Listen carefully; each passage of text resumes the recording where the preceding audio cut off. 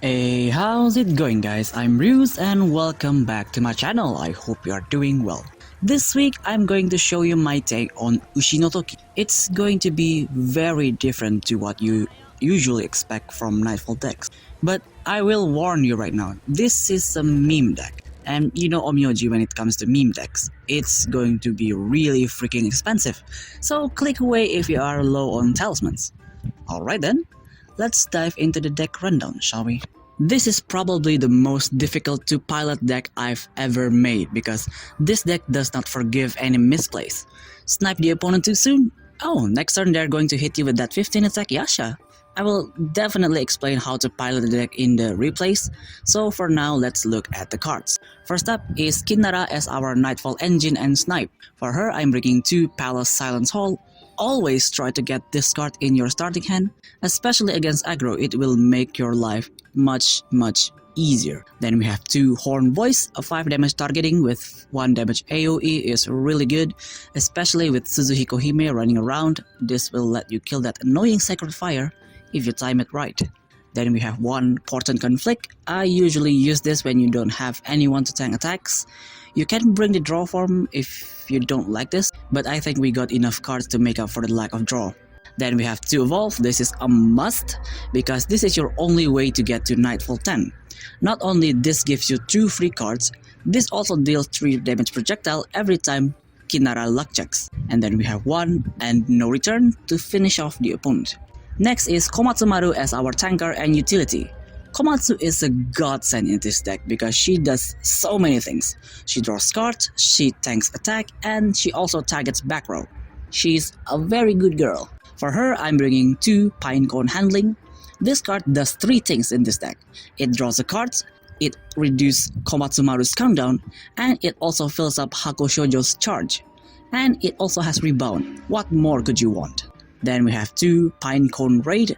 Since this deck offensive power is pretty low, we need cards to stop your opponent's moves. This card is one of them. And then we have 2 Forest Idol. It is a reusable draw and tank card. If you're low on health, you can just luck check this and return it to hand and use it on later turns.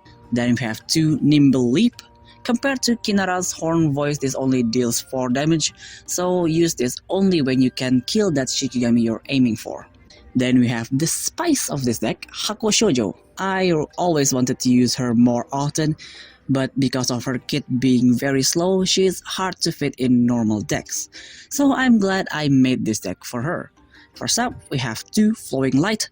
A targeting 3 damage without charge is okay, but that 10 charge is just delicious. You can pretty much kill almost any Shikigami under the sun with 10 damage.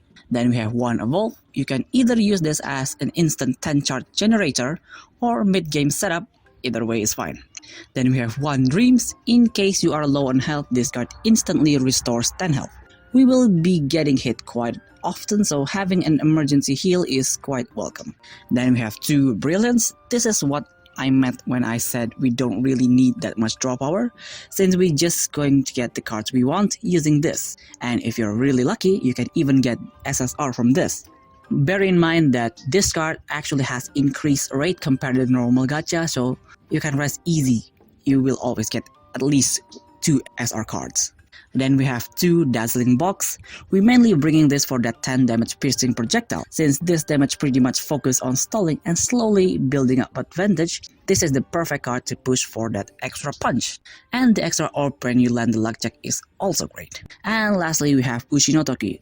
This deck is pretty much what I came up with when trying to make Ushi no Toki a bit more fun to use.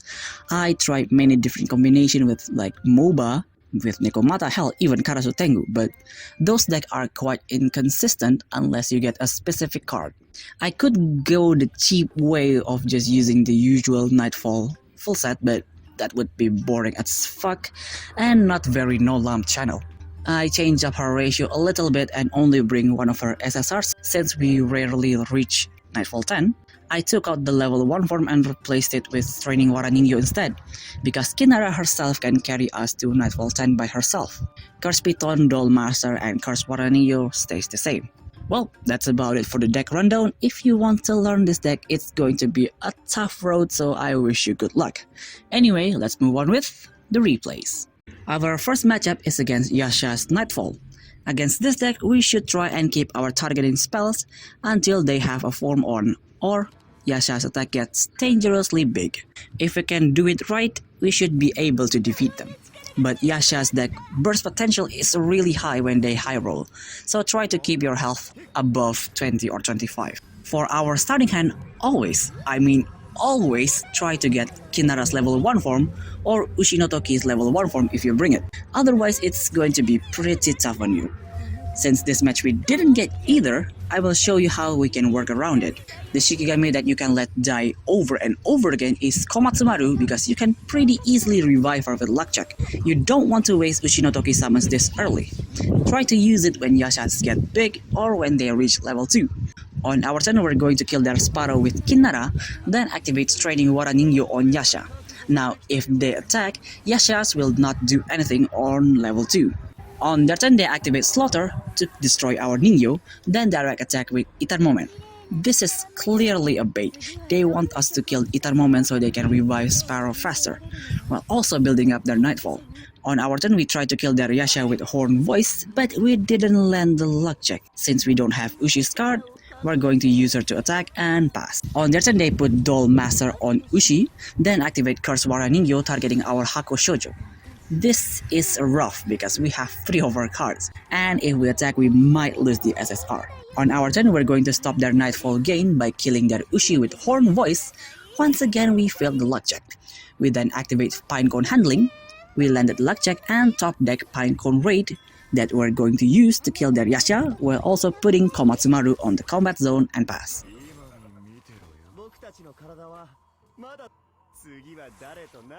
On the turn, they put Sparrow's level 2 form, then kill our Komatsumaru with the Ningyo and pass. Okay, that form is annoying and can carry them to Nightfall 7. So first we activate another Pinecone Handling. As long as we don't land a 1, we are good. Alright then, we use Flowing Light to decimate their Sparrow and punch them in the face with Hakuro Shoujo and pass. We're kind of low on cards, but the next turn we can gain more with Komatsumaru's form. On the turn, they will ram their Ether Moment to reduce the countdown of all of their Shigami and pass. Very good timing. On our turn, we activate Nimble Leap to kill their Ushi.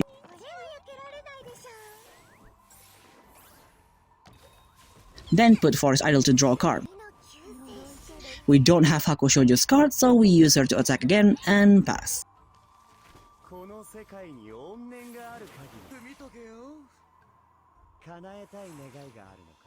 On that turn, they will kill Hakuro Shoujo with Sparrow, then activate Nightrise to kill our Kinara. That kind of ruined our plan, but we still have other things that we can use. On our turn, we evolve Ushi, targeting their Yasha, and pass. Now, even if they have tons of Yasha's combat card, if they hit the Ningyo, their Yasha will be silenced. On their turn, they activate Quiet Chatter, grabbing 2 cards, then activate Demon. Thankfully, our Shiki has 3 health left, so they didn't get wiped. Then they activate Entangling Attack, switching their Yasha with Ether Moment and pass.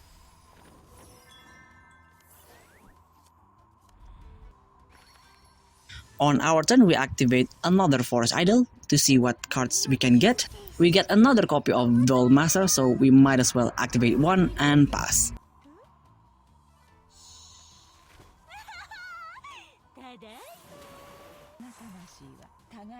On their turn, immediately they activate Crimson Knight to kill our Ushi, then activate Straining Wara Ningyo and Curse Piton to stun our Komatsumaru. I'm glad we didn't use the Pinecone Raid and the other Doll Master.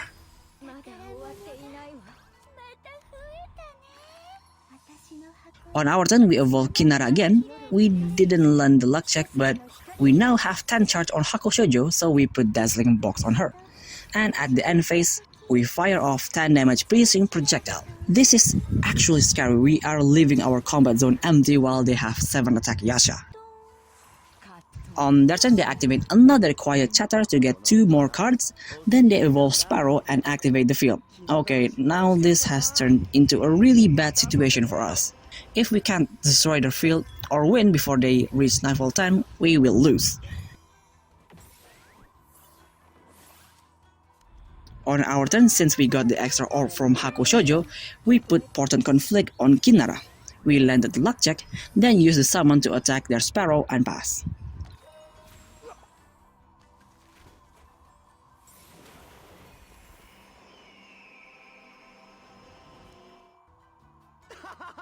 On their turn, they activate Final Blow to deal 6 damage, then put the substitute form on him and pass.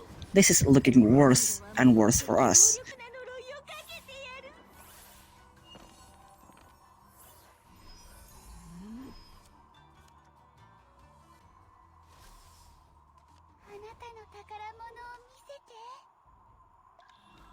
On our turn, we top deck Brilliance. We use it on Kinara, and oh man, we Lextech the SSR. So we're grabbing that and activate it. Sadly, we didn't get any good cards.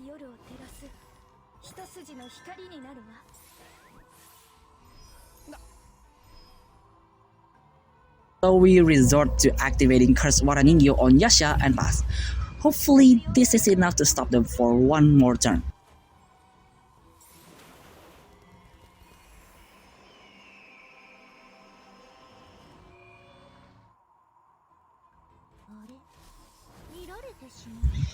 On their turn, they will finally reach Nightfall 10. We must end the match next turn or we are going to lose.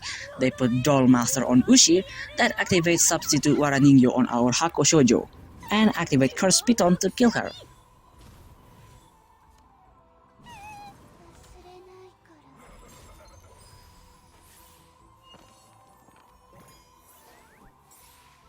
And that is our ticket to win this match. We pretty much secured our win condition here. We attack with Kinara, then end them with End No Return.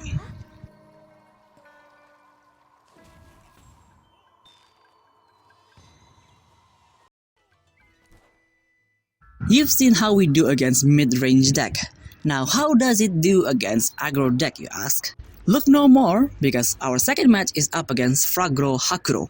This deck uses the same concept as any other fragile aggro, but uses Hakuro for that straight 2 damage to life. This time we actually have Kinara's level 1 form, so that will definitely do its works, especially against aggro decks. They get the first turn, already starting off strong with Zanshin on Hakuro and pass. On our turn, we don't want to get hit by Hakuro once their chin is up, so we put the level 1 form on Kinara, then immediately activate Straining Waraningyo on Hakuro and pass.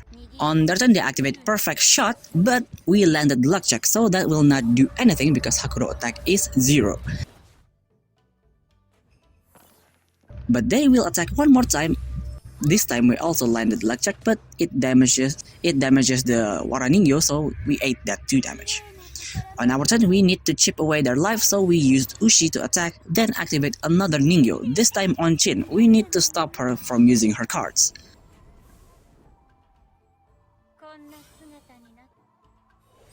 On their turn, they will just pass. That means they plan to do a burst attack next turn.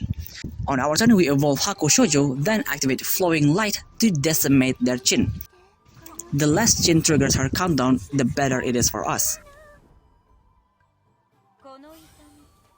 On their turn, they put Lady Snake on Kyohime. Ooh, very interesting. It's been a while since I saw that form. Then they will attack with Hakuro, dealing 2 damage and pass. On our turn, we attack with the Ningyo, and since the Ningyo target is gone, we activate Forest Idol to draw a card, and then we use Pinecone Raid to kill their Suzuka Gozen and pass.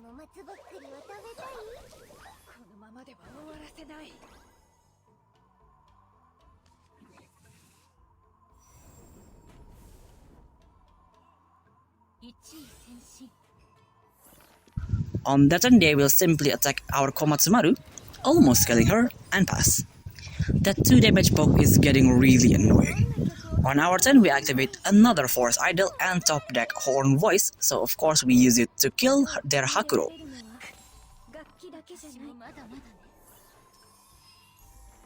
After that, we attack with Kinara and pass. We still need Komatsumaru draws, that's why we're switching.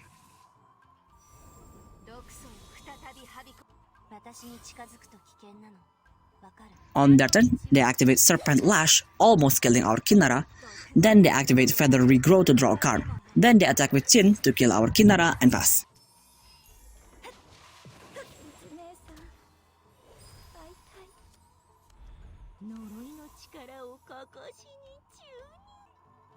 Our priority is always to try and stop Chin, so this time we're going to sacrifice Komatsu to kill her and pass.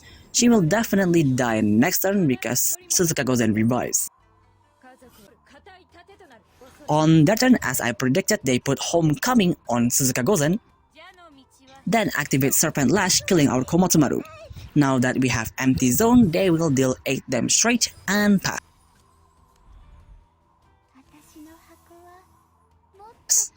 On our turn, we top deck Dazzling Box, so we put that on Hakuro Shoujo. Then activate Brilliance without using the charge on Ushi.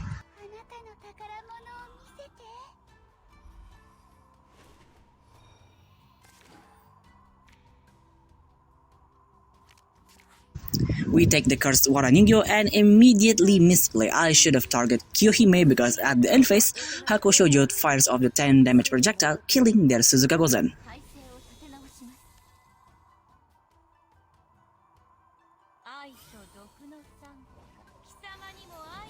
On their turn, they evolve Kyohime. Okay, that is spicy, very bold. Then activate Sacrificial Fire on our Ushi, killing her and her Ningyo. That's not enough, so they also activate Hanare to prepare for next turn.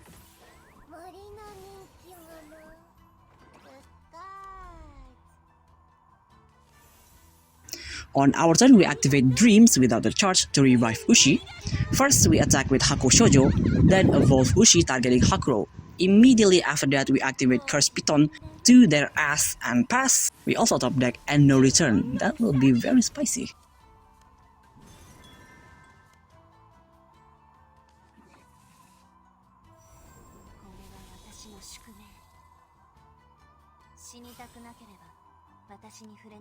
On their turn, they activate Fatal Attraction, gaining back 6 life, then attack one more time with Chin and pass.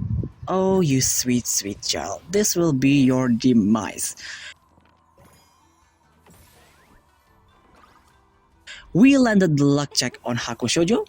We will kill their Chin with and no return. Smash their head with Hakuro Shoujo. We already won at this point, but we got one orb to spare, so we put Kinara's level 1 form, and at the end phase, boom! 10 damage piercing projectile straight to the face.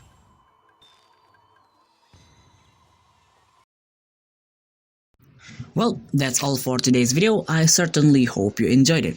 Let me know down in the comments who should I do next, and if you want to support the channel, I have Patreon and Ko-Fi links down below. And as usual, if you have any kind of feedback, leave it down in the comments, and see you next video. Bye!